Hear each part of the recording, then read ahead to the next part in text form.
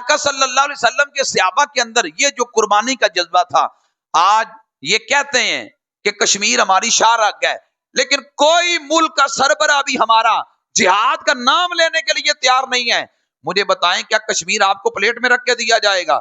یہ کشمیر جب بھی آپ کو ملے گا یہ جہاد سے ملے گا. یہ لکھ لیں بات، کشمیر جب بھی آپ کو ملے گا یہ تلوار سے ملے گا، یہ مذاکرات سے نہیں ملے گا، یہ ڈائیلاگ سے نہیں ملے گا، یہ ٹیبل پہ گفتگو کرنے سے نہیں ملے گا، یہ جب بھی ملے گا جہاد سے ملے گا.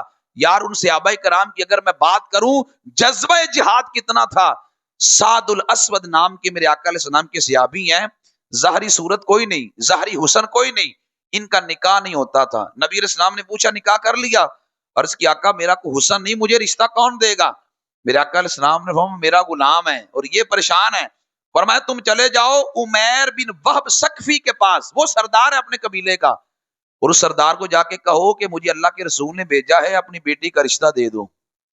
اب یہ سعد الاسود صحابی نبی علیہ السلام کا حکم لے کر پیغام لے کر وہ قبیلے کے سردار کے پاس گئے، عمیر بن وہب ثقفی کے پاس جا کر کہا نبی علیہ السلام نے مجھے بھیجا ہے کہ اپنی بیٹی کا نکاح مجھ سے کرو. انسان اپنے بیٹی کے لحاظ سے بڑا محتاط ہوتا ہے، بیٹیوں کے فیصلے یوں نہیں کیے جاتے، بڑے محتاط ہو کے کیے جاتے ہیں.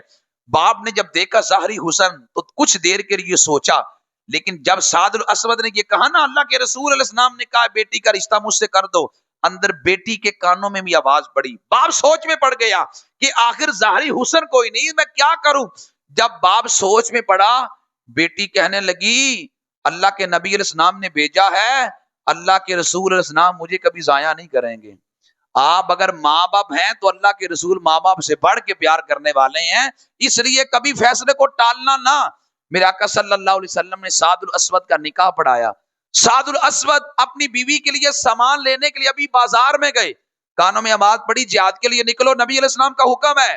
وہ جو پیسے لے کے گئے تھے بیوی کا سامان لانے کے لیے، ان پیسوں کی تلوار خریدی، گھوڑا لیا، گھوڑے پہ بیٹھے میدان میں نکل پڑے، لڑتے لڑتے میدان میں شہید ہو گئے.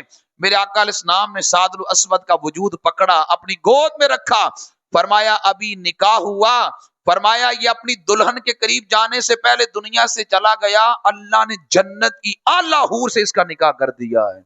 صحابہ کا جذبہ دیکھو، ان کی محبت دیکھو کہ دین کی خاطر انہوں نے قربانیاں کتنی دی ہیں.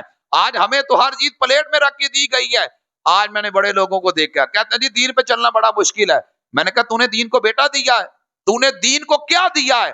ہم نے دین کو کچھ بھی نہیں دیا، اور ہم کہتے ہیں دین پہ چلنا بڑا مشکل ہے. امام حسین نے اپنے علی اصغر کو کٹا کے یہ نہیں کہا تھا دین پہ چلنا بڑا مشکل ہے. علی اکبر کی جوانی کو لٹا کے امام حسین نے یہ نہیں کہا تھا دین پہ چلنا بڑا مشکل ہے.